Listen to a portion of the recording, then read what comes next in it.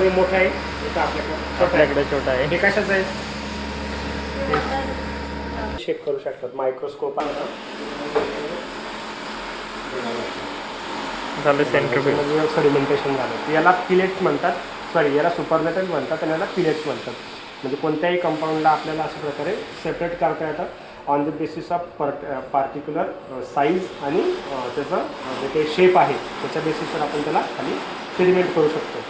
आता त्याच्यामध्ये मातीची जी कण आहे बघा तुम्ही, याच्यामध्ये बघा सगळं बारीक बारीक जे सगळं बसलेलं आहे खाली, बाकीच्या ट्यूबमध्ये पण बघा ते कमी होते.